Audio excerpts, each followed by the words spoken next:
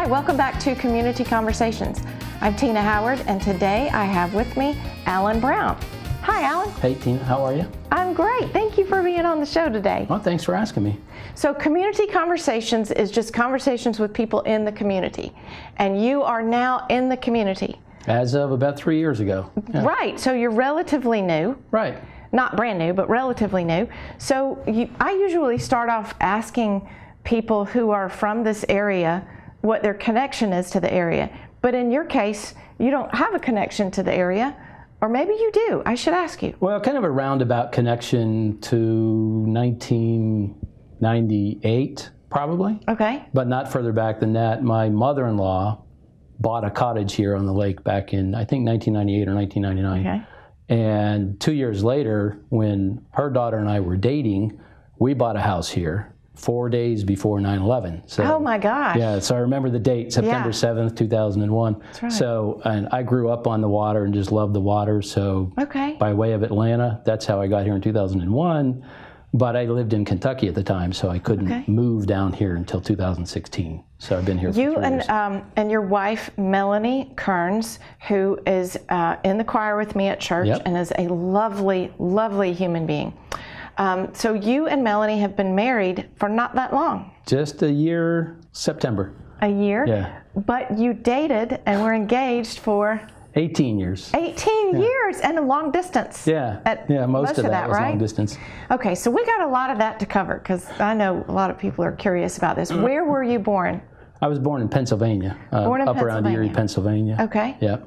Okay. And I went to Penn State University, which I loved, and so I'm still a Big Ten fan. Yeah. So if Penn State ever plays Georgia, I can't watch at home because I won't be allowed to root for my team.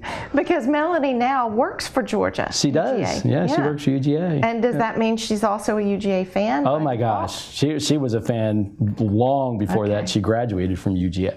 Excellent. So. Okay, a fellow Bulldog. I like. Well, you know the story about her nieces and nephews. She has 4 nieces and nephews, and they all went to UGA, and her brother went to Georgia Tech. Oh, so wow. that was Yeah, you can't watch that game at home. No. No, you'll have to find someplace else.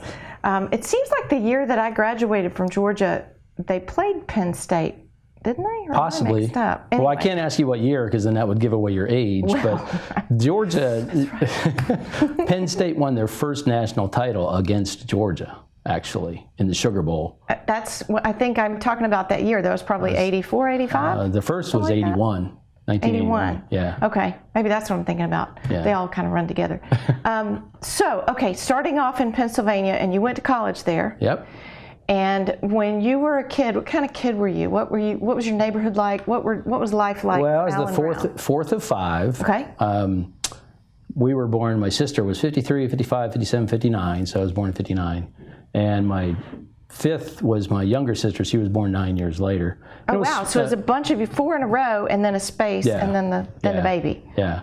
And, my sister was born just a couple of weeks before Bobby Kennedy was killed. And, you remember things from your childhood. Yeah. And I remember we were vacationing in Gettysburg, Pennsylvania, and my mom was really pregnant.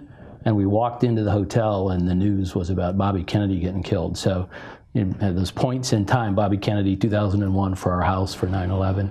But I lived in a small rural town, about maybe smaller than Hartwell. Okay. A couple thousand people. Okay. And my dad was a blue-collar worker there, and I lived there my entire life until I was 18 and wanted to get away from home to go to school. So Penn State was about a 3-hour drive, so it was close enough. Close enough, yeah. Yeah, that's good. Yeah. What were there any? Who were you as the high school kid? Were you shy? Were you in the drama club? Were you? I was the band guy. The band guy. The band geek.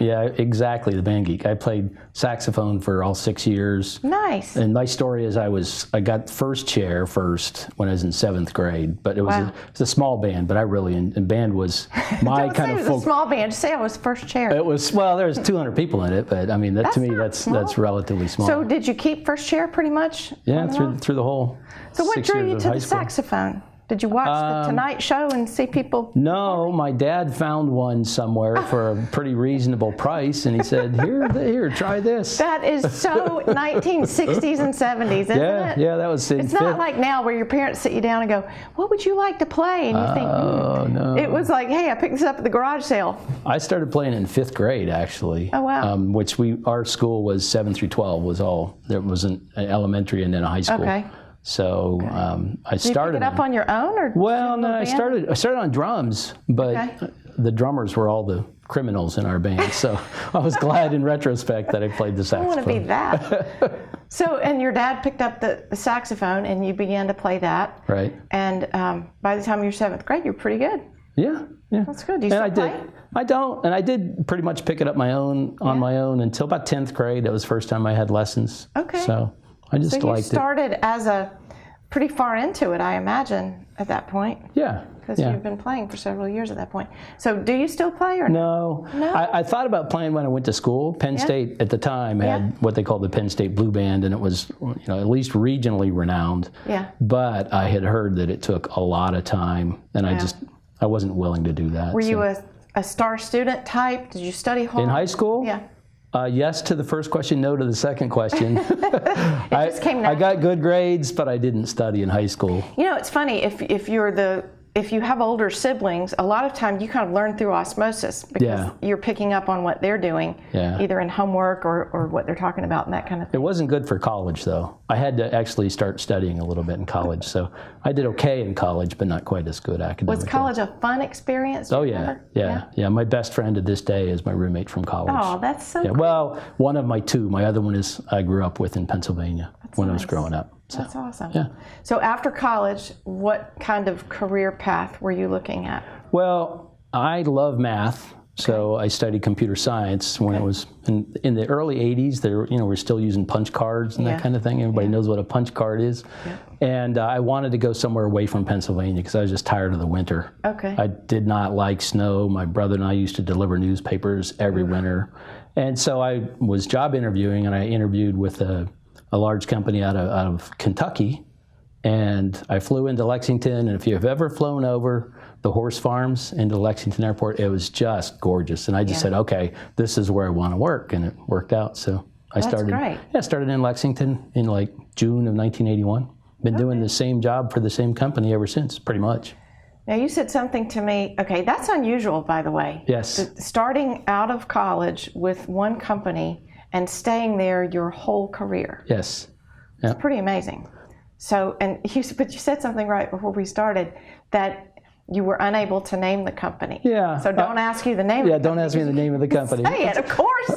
All I want to do is ask you. Well, it's a large computer company, so think 2001: A Space Odyssey, and you could probably figure it out. figure that out. But I started as an application programmer, Okay. and so I went from that into. Did that mean you were working with Fortran and COBOL and all those ancient systems? Actually, we were using a language called PO1 at the time. PO1, yeah. okay. So, but I had to do Fortran and COBOL and assembler in college. Yeah, I ventured into computer science in college, did not do very well. Backed out of it and tried something else. You get a lot of people that they say you'll change your major like 3 or 4 times. I picked it when I went in as a freshman and never changed. So I guess Yeah. it was kind of unusual. Yeah. But, well, the math skills probably were very Yeah, helpful. yeah. Although you just find a lot of music majors in computers, just because. Interesting. Well, they have kind of a mathematical. If you think about it There from a is musical such a perspective. correlation between music and math. There is, yeah. So, but yeah, I started in application programming, and I went into data center operations and worked on some outsourcing contracts. We ran other companies' computer centers. Were you working on really giant projects, really big companies? Pretty big, yeah. So, Hence the secrecy. well, no, it's just, I mean, a lot of small companies work with big companies, Yeah. but most of our customers are pretty big companies. Yeah. So we don't do mom and pop stuff. But you must have liked it a lot. Oh, I Stayed did. there your whole I did. career. Yeah, well, that and I mean, the company's a good one to work for. I'm hoping to go 2 more years, and I never imagined. When I started working, I'd look at the people that had 40 years with that company and say, why are you still here? Yeah. But I love being there. So I hope for 2 more years. So you're not retired yet? No. You were still no, working? Not retired. Full-time. Right. But I can work from anywhere. which is nice. fantastic. Yeah. I've been working from a home office since 2003. So that's how I could move from Kentucky to Georgia in 2016. Kept the same job, do the same thing. So yeah, it's been good. That is awesome. So Lexington, when you think of home, do you think of Lexington or do you think of Pennsylvania?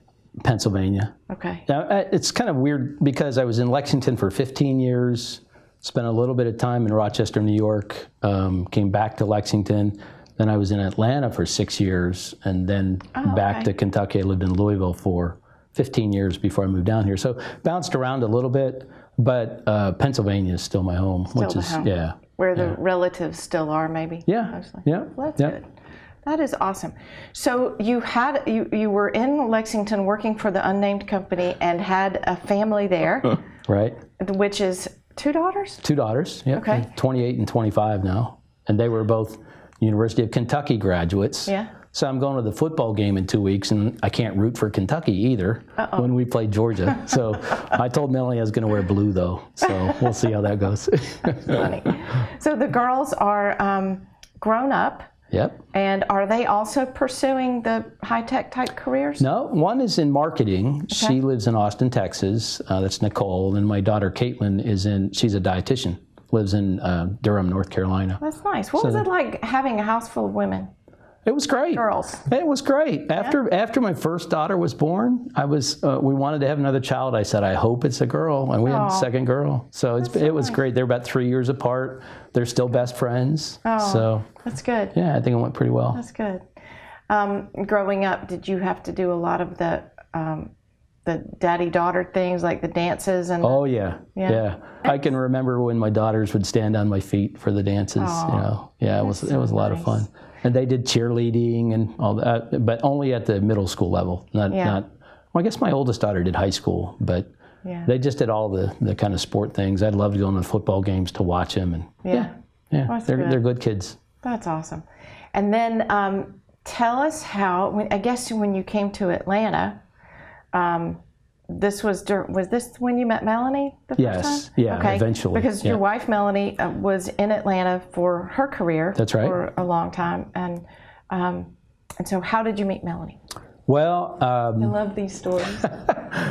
she was working in Tallahassee, I believe, at the time, and Melanie's done a lot of different things. She worked in Knoxville and somewhere else in Tallahassee, and she had a job with the same company I do, and her dad was seriously ill.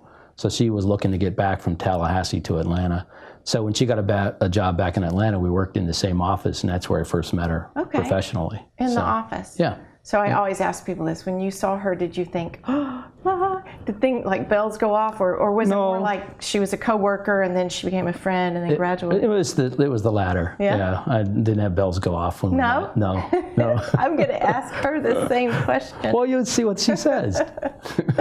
But you worked together and you became colleagues and then friends, and then you began to date. Was there a policy at the unnamed company about dating, or as long as skirt that? As long as you weren't in a supervisory relationship, it was okay. Yeah. But it was around the time that she came there that I got divorced from my first marriage. Okay. So we just had worked together. You get used to people over time, and then you start to learn a little bit more about them. Yeah. The work environment is good to get to know people, because if you're dating and you see them for an hour or two on a Saturday night and then not again till the next, it's hard. But you got to know each other from a work environment, which is nice. So that's good. And then I'm curious to know how it was that you came to live in Hartwell. Because I know that had to do with your mother-in-law having a cottage, and then you and Melanie bought a place here. Right. And so, but were you were kind of a big city kind of person, except for your early years? Boy, when you asked me where home is, and I said Pennsylvania, right? I was a small town kid from Pennsylvania. Yeah. Okay. Was there part of you that maybe wanted to get back to a small town? I think so, yeah. I mean, I loved, particularly, I loved living in Louisville, Kentucky. It just was a lot to do. It was a nice sized city. I was close to everything. But I'd already been coming to Hartwell since 2001, so I would come down here several times a year, bring the girls down here, and we'd spend time on the water. Yeah. So, and I just loved the community. That's great.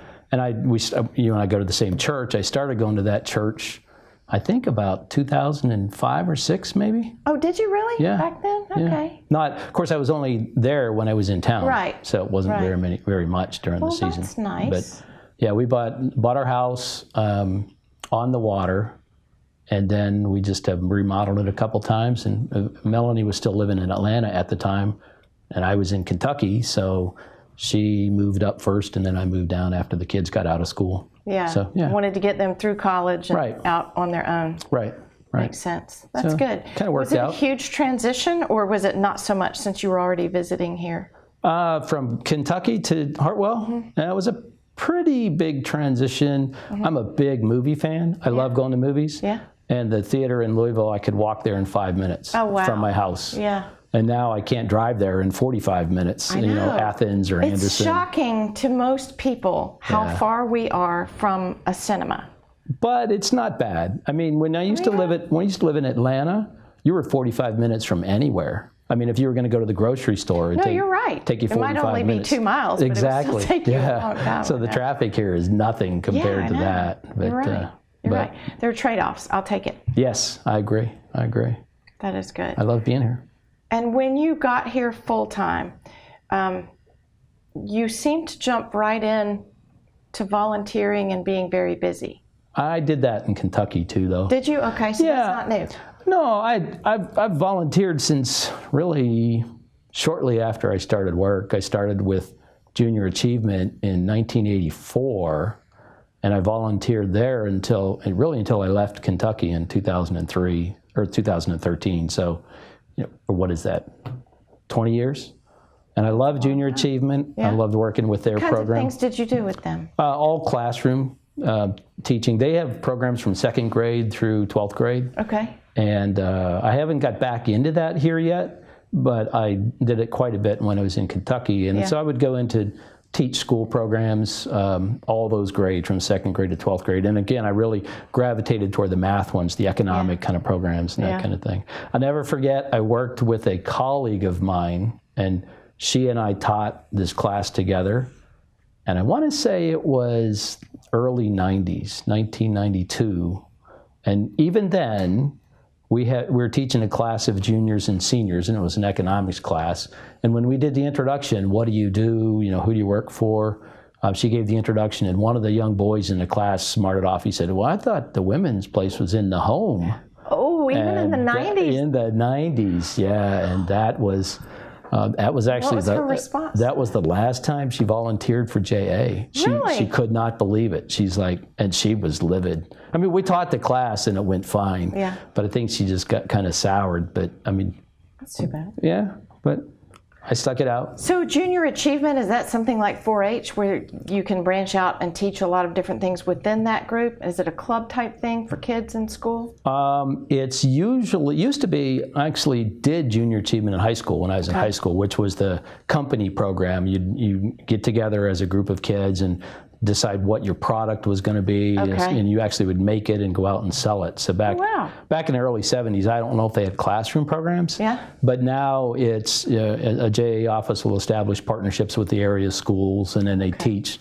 A teacher will decide, I want to bring Junior Achievement in for this quarter or this semester, and you'd kind of match the curriculum to what the school's That looking makes for. sense. Yeah. What was your project or one of your projects in high school? Oh gosh, I don't remember. No, I really don't remember. No product? No, I don't remember. It was only one. It was one summer. That's where actually I met my high school girlfriend at JA. So, but I don't remember what. That's why you don't remember. All you remember is meeting the girl. That's all. Time is all about relationships for me. So. That's funny. That's true. It's interesting. When you came here, did you just identify opportunities and jump in? Because I've seen you do a lot of things, from church activities, church volunteerism, to just community volunteerism. So maybe I'll let you just tell us a little bit about what kinds of things you're doing as a volunteer. Well, today it's almost all through the church, right? And we have Which a lot is of the First Methodist downtown. right. Shout out. We have a lot of opportunities there. Yes, we do. I do teaching for small groups. where we have our big Boo Bash coming up for Halloween. Yes. I'm on the safety committee there. So Yes, I just I gravitate to those things that I'm interested in. Okay. But I guess I tend to have a gravitation toward things that are good for young people, Yeah. which is why I love the Boo Bash. It's a lot of fun. If you haven't gone there, you ought to go. It is a great event, yeah. open to the community, Yeah. and it just gets bigger every year. It does. It does. So that's really As fun. soon as we get our Free pastor a event. Ferris wheel, then everything will be good. As soon as we get a Ferris wheel, if only we can get Alan Stewart a Ferris wheel. I don't think it'll be there this year, though. I don't know, but I don't think it'll be there this year. You know, that is a really good community activity. If you bring your kids to the square for trick or treat, head on over to the church. It's walking distance, and there's just a big carnival-like atmosphere, There and is. it's open to anyone. It's free. That's right. And safe and fun and well supervised, and just a great activity. Yeah, and Alan Stewart counts attendees like politicians count attendees.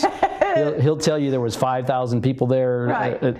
I think we maybe had 1,000 last year, but who else? 1,000 is a lot. Who's going to argue with him? No, not me, not me. So within the church, you do a number of things. You and I did a little play together, which was a lot of fun. A lot of couple fun. years ago. Yep. And you've done another one since then, I think. Yep. And maybe we'll keep doing those little activities because they're just fun and silly. But I've also seen you on the side of the road. So, because I'm driving down the road and there's somebody that looks familiar, and it's a guy, and he's picking up trash, and lo and behold, it's Alan Brown. Yeah, usually I have my UK baseball hat on, so you can identify me by the baseball hat. When I got here in 2016, I just started picking up around our neighborhood. You know, I'd go out for an hour and say, nobody likes driving by roadside trash. So I started in my neighborhood. And then I found out that the Army Corps of Engineers does an Adopt a Shoreline program. So the Savannah River District of the Army Corps, there's a great guy there. He got a hold of him and he said, well, we have these spots on the lake available, which there's a lot of spots. He said, but something close to you, how about the bridge at the Exxon? So I started with On Highway 51. Yeah, Highway 51 at the Exxon station, volunteering for the Corps, just walking the shoreline around that bridge, and he would say, pick up anything that doesn't belong there, which is anything that's not natural.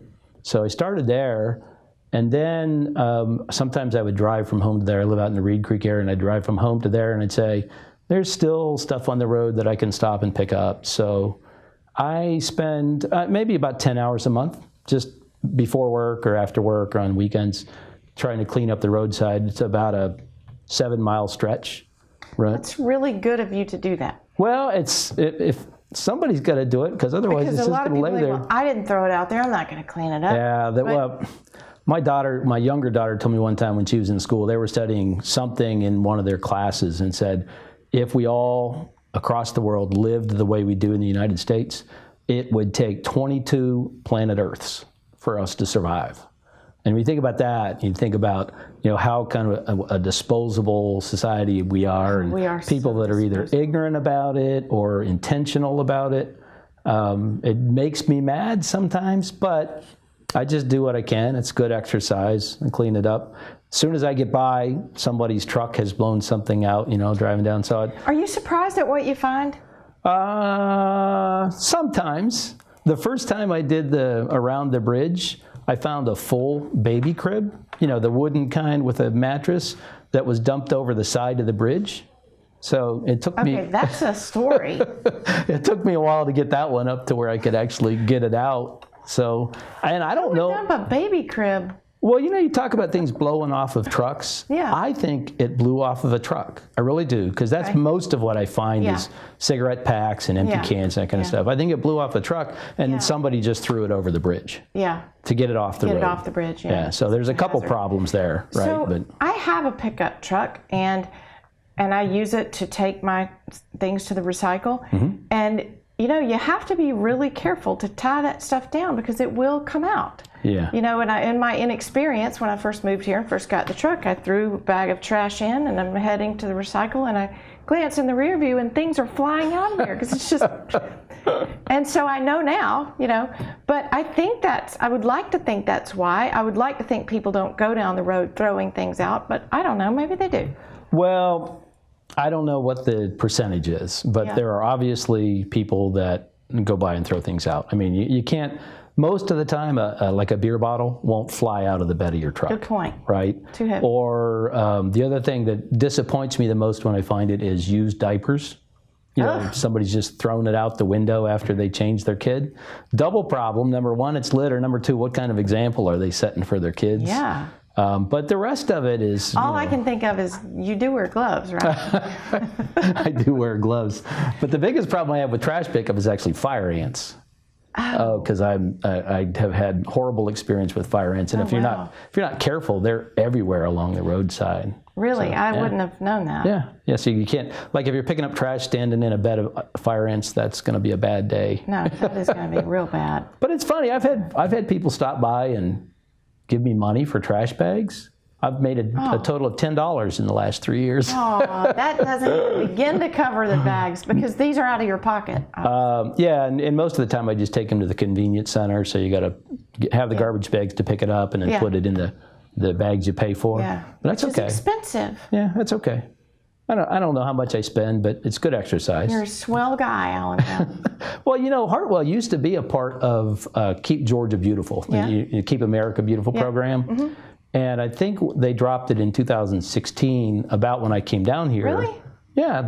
I wonder why. Well, I think it costs $500 a year, and you know how much we're always under these governmental cost pressures to how to spend the budget, and You know, I think they it's just dropped interesting it. you say that because I bet most people don't know that we don't have that anymore because I just assumed that there were road crews that came and occasionally cleaned up, and maybe that's why I see so much more now in the last few years than I used to. Well, there are road crews. If you know who Randall Graham is, he works for Hart County. He's the code enforcement officer. And I've talked to Randall a couple times. He's actually been in that role since 2008. Okay. And the county does still hire like crews from the local prison to come out and clean the state roads, but only the state roads. Okay. So there's 70 miles of state highways in Hart County. But not the county roads or the city roads. Yeah, there's another 550 miles of county roads that nobody, you know, there's no organized effort to clean it up. Wow. Although there's sometimes once a year there's an organized effort. Do you may remember in April when Michael Hall wrote about it in the paper, I do. Jason Ford with the DDA. They had about That 100. was the Leadership Heart Project, wasn't it? It was, yeah, and they had about 100 volunteers and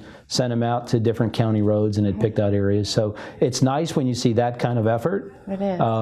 But Michael Hall, when he wrote it, he said he hopes that it would lead to a group of people that would be committed to doing it more than just once a year. And I think that's the challenge, right? When I retire, I've told Melanie this, when I retire, I want to organize volunteers for, you know, cleaning up trash. Because it's just, I love what the Army Corps does, but I don't know how many responses they get. And, you know, we have people from the church that thank me, and they'll say, oh, well, next time you go out, come let me know. But I don't know the next time I'm going to go out. So I just go. Yeah, you go when the notion strikes. Yeah. Wow. Well, you have educated me because I didn't know that the county roads had no pickup at all. I did not know that. Yeah. That's sad. You know, I'm like you. I pick up around the house and around the street, but I don't think about going to a designated area. We should all probably think about doing that. Yeah, if everybody took the mile around their house, right? And I said there's 550 miles of road in the county, and as long as you're not doing the same mile, 500 people could keep it clean. That's right. But that's a lot of volunteers. You could even organize by neighborhood. Yeah. Have a neighborhood cleanup. Yeah, let me know those ideas, because if I ever do organize it, I know. I'll find out. But I've talked to other areas that have like local affiliates for Keep Georgia Beautiful. It's called Keep Georgia Beautiful. And there's an example. It's about 3 times the size of Hart County, down around St. Simon's Island, Brunswick, Georgia. They have 6,000 volunteers a Wow. year. And they have a board that has 17 members on it, 2 full-time employees. Wow. So, you know, it's obviously And how are they funded? taken on more momentum there. Volunteerism. Just And volunteerism. yeah. They write grants. They get government grants. Okay. So That's where the salaries come from. right, that kind right. of But thing. that's not. I don't think the grants are. I never did find out what portion of their budget comes from grants. But 2 really nice people down there said, "Yeah, if you ever want to start something, let us know, and they'll help That's a great with." idea. And I think there would be corporate interest in sponsorship. I don't know, you know, through the years if other people have tried that here, since I'm a relative newbie.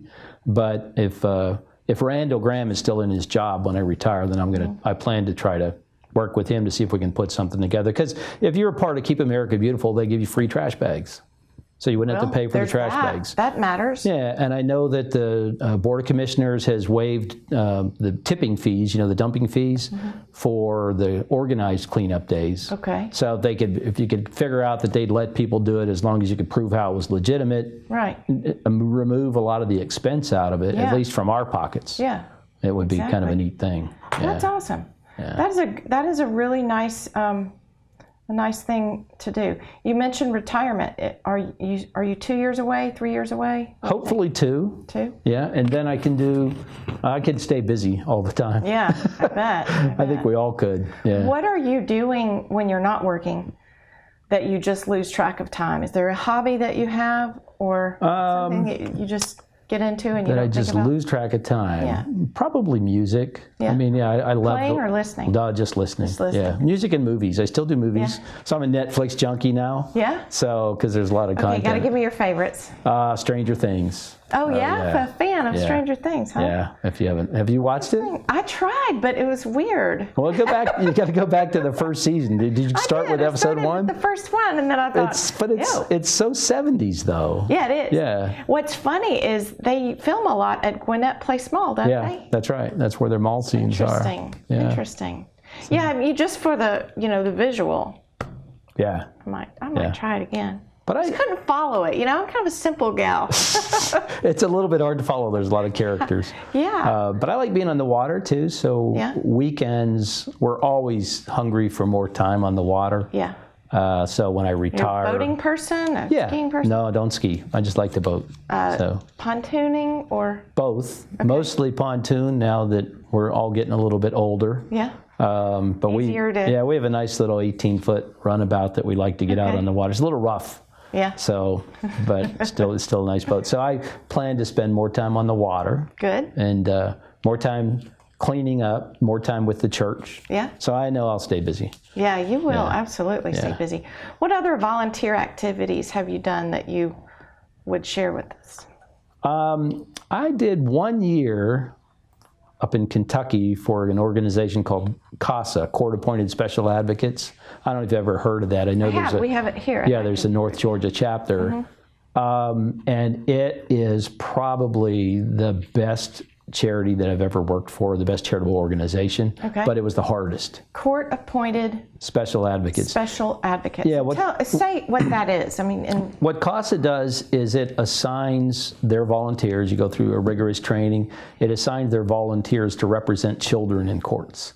So the thought, represent children in courts. Do you Yeah. just show up and sit with them, or do you speak on their behalf? What does that mean? both, but it's not just showing up in court. You have to, usually it's in social situations. Maybe they have single parent families, maybe they're having family trouble, whatever it might be. They're having trouble in school. But the children, and it can be from infancy up through 18, they can't really represent themselves in court. And the CASA program assumes you don't want to rely on the parents to represent them either. Okay. So you have You're to. an objective third-party person Yep. that's arm's length. You're not a Right. family member. That's right. And you're not so emotional about the situation. Maybe you're able to better.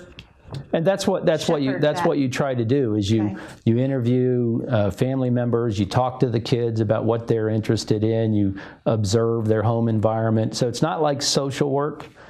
It is a reporter essentially, and you have to take good notes. You have to file reports with the court. The particular case I had, the judge would call on you and say, your report says this, can you tell me more about it? So you go to the courtroom when they have a proceeding, Yeah. and you may get called Right. because of the report that you... Right. That sounds like it could be very difficult. It's very draining. For one thing, I didn't understand how much time it would take. It does sound like it's a It takes a lot of time, and it's hard to do that and have a full-time job elsewhere. So I think, I don't know this because I'm not associated with CASA directly, but I think a lot of their volunteers are retirees, Would make sense. which is actually a good thing because then you get that kind of that experience and objectivity to be able to kind of step back and write reports that are not based on emotion. They're based on what's best for the child. Right. But it was a hard year. It so happens that shortly after I stopped volunteering with CASA, the mother of the children that I was responsible for was shot. Oh. So. That's awful. What's interesting is I went to her funeral, and obviously it's a very confidential program, so you can't talk about people's names or kids' names. But I went to her funeral, and her family knew who I was. And they were appreciative of the service. They said, "We just want to thank you for what you did for our kids." Wow. So it's a very impactful program. Yeah, I can imagine. And I know that the volunteers in Hart County with CASA are extremely dedicated, wonderful people. So, Right. But if somebody is interested in volunteering with CASA, and you do have the time and you're willing to go through the training, it sounds like a very worthwhile. I would say both of those, junior achievement and CASA. And I said earlier, my focus is on things that are good for young people. Mm-hmm. That's Now, their why? focus. Why do you suppose you have such a heart for young people? Because I'm still a kid at heart. I think that's a part of it, right? Yeah. And if you look at, I had good opportunities as a kid, and I think that my perception is that the opportunities for kids today aren't as good. Yeah. How do you mean about that? Well, just access to information and education. I mean, I volunteered for a after-school program in Kentucky again, and was on the board, and just access to a computer. I mean, not a lot of kids, and that was in 5-6 years ago. There was a lot of kids that didn't have computers at home, so they would I come. think there still are here. Yeah. So they would come to our after-school program, and we had about 150 kids in the program. Mm-hmm. And the time I was there, we expanded their computer lab from 20 seats to 60 seats in 3 years. So, Wow. And it was just a lot of fun because I work with computers, and I don't work with personal computers most of the time, but I learned enough to set it up and kind of enjoyed that. So That's great. but I think partly it's just because I'm a kid myself. I like to be interested in what kids are interested in, which I have lost touch with that now that my kids are grown and gone. Yeah. So maybe my grandkids will tell me. Yeah, maybe they will. That would be good. You'll stay an active, hands-on grandpa. Right. Which would be great. That's my plan. Now, things that you touched on this. Things have changed a lot for kids.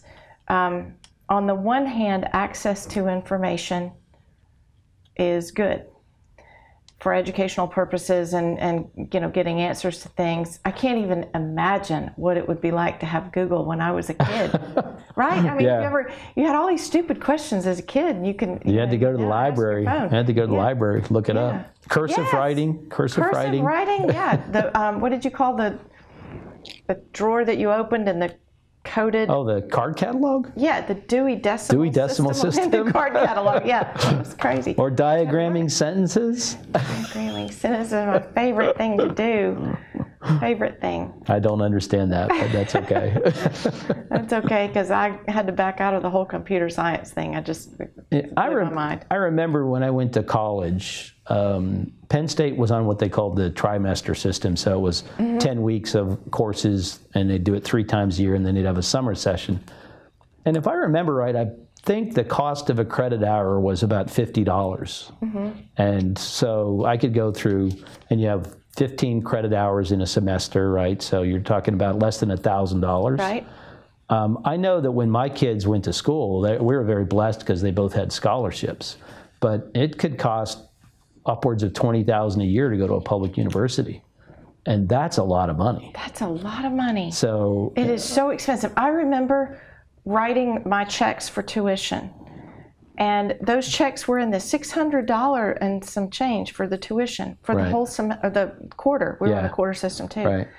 And fast forward, my kids go to college, and it's that much every couple of weeks. Yeah. Yeah.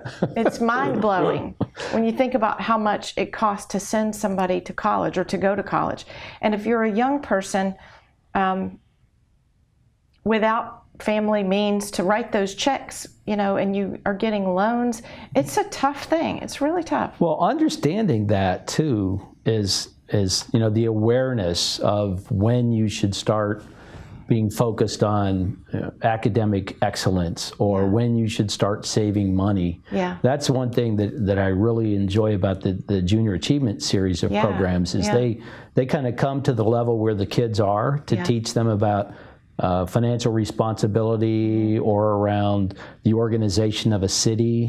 But I last taught Junior Achievement in 2016, 15, I guess, before I came here. And it's always surprising when you try to teach juniors and seniors about financial responsibility. They have no idea, do they? They have no idea. See, no idea. in high school, Mrs. Ballinger taught us business. It was called business education or something like that. But it was really how to balance your checkbook. Yeah. And, if you had to borrow money, what the interest rate calculated was. And that was very useful information. Yeah, I don't want to be unfair and say that all kids have no idea. And I don't remember growing up needing to be aware of that. I don't think they think in terms of balancing a checkbook because they use the phone. At least my kids Well, I do. know, but we didn't balance checkbooks when we were in high school either. I did. Did you really? Yeah, I worked at Sky City, and I had my You were own one of the overachievers then. But I do think that you don't really think about, what is the average student debt when they get out of college? Like I don't know. $60,000 or $70,000, I think. because they've ended up borrowing, $10,000 to $20,000 a year. Yeah. And if you're not working in high school to try to save money toward paying for college, you're going to end up with a lot of debt. And sometimes just working in high school isn't enough. And I think there are ways that a lot of students have figured out around that. For example, they'll take AP classes. Right. Or they'll do dual enrollment. Right. There were some kids on with 4-H and with TSA on here with me over the summer, and a couple of them had finished their entire freshman and, in one case, almost her sophomore year by the time she graduated. Yeah. And I know kids in my children's classes that did that. I did that as well. I went to dual enrollment over at Emmanuel, and it was absolutely a way to keep your costs down when you actually went off to school, quote unquote. Right. So, there are a lot of good ways. And then the College and Career Academy here is so amazing what they do to get kids ready to have good jobs that they can, either work and go to school or just work and save their money. So my question would be, is the competition for jobs different than it was, when we were growing up? I sense that it is. I think when you look at Much more education, specialized. well, not only that, but as a lot more candidates for really good jobs. yeah, probably that too. Or there's fewer good jobs. I don't know. It's not an easy equation to Well, solve. I think there are a lot of things in play. One of the things when back in the day, you would take whatever job you could take Right. until you could find a better job. Right. So a lot of times, even coming out of college, you'd still have a paper route, or you'd still work part-time at the tennis shoe store. And until you got, and I don't think kids do that now. I think they have the expectation of walking into a solid position. So you're playing the thing I always used to tease my kids about. Oh, when I was your age, I had to walk to school through 2 feet of snow, uphill both directions. My favorite thing is I had to walk through 7 feet of shag carpeting to change the television channel. That's my favorite. But it's probably some of that, but it's mostly good jobs are hard to find. Yeah. And I think you're probably right. There probably are a whole lot more candidates for those few good jobs. And I think that goes back into the high school years. Good part-time jobs are harder to find They are because in a lot of impossible. cases, there are adults that are competing for those That's same right. jobs The now, adults have right? those minimum wage jobs Yeah. that the kids used to get. I will give a shout out to Dairy Queen and the Seabolt family. They've always been amazing about hiring the high school kids. A lot of kids' very first job was at the Dairy Queen. Really? Because they're willing to bring them on and train them, these Yep. young kids. Yeah. So, but I don't think you see nearly as many kids work as they used to. I don't know. I don't know if it's that or we're just looking at it through a different lens. Maybe so. Right? Maybe so. But I do think you get kind of a polarization of kids that don't have to work and kids that don't have the ability to work. A lot of parents don't want their kids to work. Well, that's Because they say, I want them to study and apply themselves to their soccer, basketball, football, band, whatever their thing is. yeah. So they're, and my wife used to accuse me of this. Now that the kids are grown and gone and reasonably healthy, both mentally and physically, she doesn't beat me up so much. But she said I was the helicopter parent. Right? Oh, yeah? Yeah, you're always hovering over them and Yeah. making sure that they don't have to do anything that's really hard. And Were you? I don't feel like I was, but I guess probably a little bit. And their mom was a helicopter mom too. Yeah. So they've come out okay. I don't know. You didn't coddle them, though. I mean, they're independent, right? They're independent. They're not still 28 living in your house. And No, I just told them bad jokes, and I would every time a song coming on the radio, I had to teach them who all the classic rock artists were. So I'd say, "Who sings?" mentioned music. I said, "Who sang this song?" And they still know most of them. know. But we'd be driving in the car, and it's like, it's Steppenwolf. And it's like, oh, well, they can get that right. Okay, good. So Done my job. You mentioned music. So what do you listen to when are you very much a mood listener? Like you pick your mood, like it could be Steppenwolf or it could be jazz, or what do you like? That's an interesting way to say it. I would guess that yes, I'm a mood listener. If I'm stressed, it's classic rock. I'll put, Classic rock. Okay. Boston and Led Zeppelin and that kind of thing. Okay. If I'm just relaxed, sometimes I'll just listen to the classical music on NPR, which I never ever listened to classical music growing up. Never did. No. But Melanie's a big classical music fan, so kind of get converted. Her brother teases her because she used to have to say. She'd start every sentence with, "I heard on NPR the other day," and he'd say, "You don't need to put in that introduction because that's all you listen to." So, but I'm a little broader than that. But I do like NPR, and I like Lake Hartwell Radio. I'll listen to country once in a while. Yeah, it's not my first choice, but my older daughter was more interested in country music than I was, so.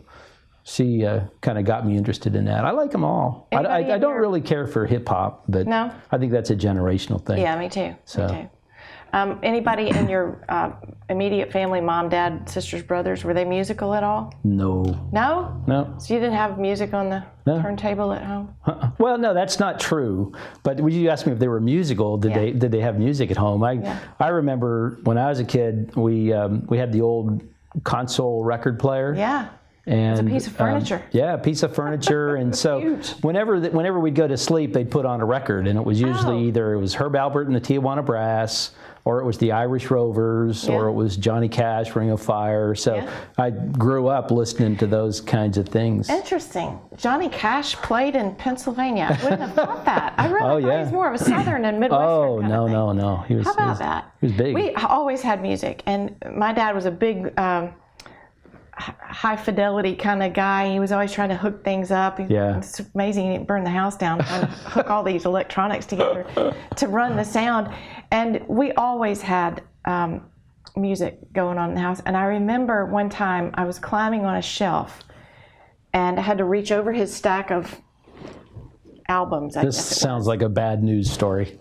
And I broke Louis Armstrong. Oh no. It was bad. It was bad. And I hid it for a while, but then I confessed. But anyway, goodness. So we always had something like that. And I can remember, speaking of classical, there was Peter and the Wolf. Do you remember that? Oh, yeah. That was a big deal. Yes. And my mom and dad thought that was the greatest thing, and they bought the record and the little book that goes with it. We had that. Yeah, we had that. Yeah. Hated it. I'm looking at this book going, why in the world? You hated the story? Or I hated the entire thing. To this day, I can hear the music. You don't like the music? No. What? And I like classical music because I think there was something traumatic about there being a wolf and a lot of snow and this kid in danger. I don't know. Have you ever seen Trans-Siberian Orchestra? Yes. Did you like that? Now, I do love them. And I know it's very similar. Yeah, well, it is similar, Something but about those little flutes. I saw them way back when their big song is Midnight in Sarajevo, if you remember that. Yes, I do. I saw them way back when that song first came out, Yeah. and it was just a concert. And it was awesome, but now they do the whole theatrical experience. You know, they have I haven't seen that. They have a somebody reading a script for their Christmas program, so it's kind of more like a play production with music. Yeah. And I don't like it as much. You don't? No, I like the music. I don't know that I would like that either. Yeah. But I then do love their I do like. I mean, you talked about plays, right? Yeah. So Yeah. we had fun with that. We did have, okay, so when are you going to get involved with the Hart County Community Theater or Savannah River or one of those? How long have you been asking me that question? About 3 years. So not yet. Maybe when I retire. But you do bring a lot to the church productions, and you know that directing might be something. I just think that you would be really good at that. Well, we had a lot of being fun. in We have had a lot of fun. And you and I did one together, and then Yeah. we did a second one not too long ago. So I do enjoy it. So you are so much more organized than I am. I think in the first one, they thought coming in that I might direct that, but you were so much more organized. By the end of it, I think I just handed it over. No, you because still did the artistic direction and the Yeah, but- placement on the stage, the stuff that's more important. I don't know about that. Anyway, I thought you were really good at that. I do the administrative stuff. I like that. You were really good at that. So I still have hope that maybe you'll direct something for the community theater, Well, or be in something at the I love going to Savannah River Productions, their productions. You know, we have a lot of our church that is Yes. in that cast. Yes. I like CCT, but I kind of gravitate more toward the Savannah River Productions. Yeah. I love They're going more to see them. musical. Yeah, they're more musical. So, but I did theater in high school. So You maybe, did? Yeah. Maybe? Okay, well, it's out there. I played George Washington in our senior class play. You did? Yeah. Did you wear the triangle hat? No, I've really white wig? I have really curly hair. I didn't use a wig because I had almost an afro at the time. So they just put baby powder in my hair to make it look white. Now it's all natural. You got any pictures of that? No, thank goodness. But I remember one part. It was a play called George Washington Swept Here. So it was a comedy, a takeoff of George funny. Washington Slept Here. And there's a part in the play where I'm supposed to trip and fall. So I did the trip and I fell, and this big white cloud of baby powder came out and was in front of me. So the baby powder got a bigger laugh than the fall. That's awesome. So yeah. But That's a good memory. I'm too nervous to act in front. But I have to look at behind the scenes. I don't know. I think you'd be right out there. It would be fun. Yeah. It'd be fun. I didn't do it until I was 50, and then I went in and did a couple things, and never been so afraid in my life. Yeah. So, but it's good to do things you're afraid of sometimes. Well, the second one that you missed Yeah. because you were too busy, I guess. Yeah, I was working. I ended up. Tia Athens, who I love, Tia from our church, she called me, and she and her sister Tammy were so instrumental in getting the first one put together. Yeah. She called me the day that they had picked a date, and she said, I need you to be a part of this. So I'm just going to interject. Nobody can say no to Tia and Tammy. That's true. That's a given. So, but it so happens that on this particular case, I had to say no to being in the play because I had commitments to be out of town, and I don't remember. I think it was for a class reunion or something. And I was the organizer for the class reunion, and I said, Tia, I can't be in it, but I'll be happy to help. So I did the directing again. Oh, and that's nice. It was neat. It was another murder mystery. Remember, we did a murder mystery the first time. Yeah. It was another kind of like that, but it was Western themed. So if I saw the pictures. yeah, on Facebook. it That was a lot of fun. Cute. Very cute. Greg Hall here in town Yeah. donated a lot of the props that we used for it, so Nice. it worked out being really cute. But I just think that's a training ground for your future and the community theaters here. well, the other thing you can tie into those is you can tie in music, right? Both of Yeah. ours had musical Yeah. tie-ins, so That's right. yeah, as long as I can tie it to music. But That's right. just don't ask me to sing and dance, and don't ask me to be in front. So Check. Got it. So with the interest in music, how did you avoid a career being a DJ or something like that? Oh, that's what I want to do when I retire. That's one of my kind of romantic ideas. Yeah. It says I'll do a DJ and travel around, and I would love to do that. I would love to do that. But anymore, I don't know. I mean, maybe if it's like for old folks like us, they would appreciate the music. I don't know if I'd have the right repertoire of music to be employable in that. In your future, you have your retirement. You will spend more time on the lake. You will spend more time volunteering, probably. Yep. Working throughout the church. And if there is a fun job in that future, just for fun, that might be some sort of a DJ, or what else might you have been if you hadn't gone to work for the unnamed company? Ooh, what I have been? That's been so long ago. I have to think back to say what did I really enjoy? I actually liked. Think about. I was going to say I liked music. I liked being in the band. I was in the jazz band and the pep band, but I told you I was kind of self-taught. I never could have made a career out of that. I don't think. But I kind of ended up where I wanted to be from the early days. You know, as a kid, no other unrequited jobs. No, I didn't want to be a fireman as a kid or anything like that. No, I don't think so. Interesting. Yeah, I ended up where I want to be. That's good. It's a good place to be. Yeah. Where are you going to be in 10 years? You maybe have a grandkid or two, maybe? Well, you never project your wants on your children. No, it's true. You right? don't. So if they choose to have grandkids, that would be great. And if they choose not to, that's okay too. Yeah. But I do know that when I'm retired, I'll visit them more. Because, with one daughter in Durham, North Carolina, one in Austin, and both Melanie and I working, I don't get to see them as often as I'd like. That's gotta be tough. I plan to travel more. Yeah. 10 years from now, we also want to do Melanie and I and her brother and mother and her sister-in-law. We want to see some of the national parks. You are the second person in 2 weeks to say that. I just don't. I want to see them while they're still there. Yeah. And you get, number one, a lot of them are getting more and more tourists and people that are kind of maybe taking advantage of the situation. I don't know if you saw the picture about the guy that was arrested for being inside the fence around Old Faithful. No, I didn't. Yeah, so he was very close to when it was going to spout all that steam and got arrested. So, but the beauty of the national parks is something that I definitely want to see. The Grand Canyon. Never been there. Have you ever seen the Grand Canyon? I have never seen it. We went on a cruise. Maybe from an airplane. Yeah. We went on a cruise a few years ago up the Columbia River and that area, and saw Mount St. Helens. Okay. Was it St. Helens? Which one had the top blown off in Washington? That was it. Yeah, Mount St. Helens. Yeah.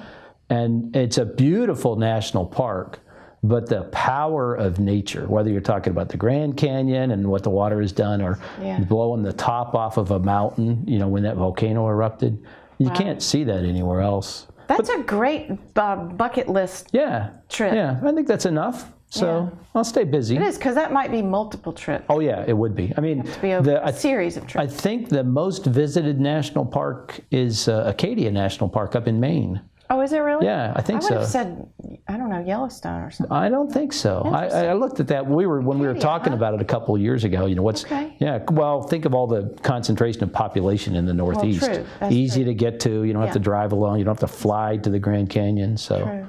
But there's a lot of them, and so. Yeah. So that's That's very worthwhile. I look forward to hearing that y'all actually do that. I think we will. Good. Yeah. That is great. What else do we have? I mean, we're almost done with an hour. Did we miss anything? I know. What? You got notes. I had made some notes. Oh, I just wanted to give a shout out because this whole thing about the community to several folks. I talked about Jason Ford at the DDA. Yes. He's awesome. I picked up trash with Jason when we did that that volunteer day a little while ago. Michael Hall, who's the new editor. Yeah, I'm sure you've met him. Yeah. And before him, Vivian Morgan. They tried to keep community cleanliness and awareness at the forefront. Every spring they'd write a letter. So, and I already talked about Randall Graham at the at the county. I just think those three people kind of. They're the character, the role model of what we should be as a community. That's awfully nice of you to say that, because they're kind of they're at the forefront of things, but you don't see them at the forefront that much. So it's awfully nice of you to bring that out. Yeah. And what you do here. Oh, shout this out. is just a fun, a fun little gig. But I think we covered everything that I had thought about. I'm going to volunteer more. I do want to get back into JA. Yeah. And I will probably opt to get back into CASA, but Yeah. it's a time eater. And it's a really hard program. Yeah. And it should be, right? Sure, But it you should have to be committed to it. You can't do it half-heartedly. Right. So, Right. like you said, more volunteerism. So more time on the water, more volunteerism. I'll be a DJ, and visit national parks, That's a and great maybe list. visit grandkids. Yes. I think that'll keep me busy, keep us both busy. Yes, it will. So, It's fantastic. Well, I appreciate you being on today. This has been fun. well, thank you for inviting me. And thank you for all that you do for the community. I enjoy it, and I enjoy being here. Well, that's great. Thank you. And thanks for joining us today. And we will see you next week. Thanks, HeartCom and Wes Bailey, and we appreciate you watching. See you next week.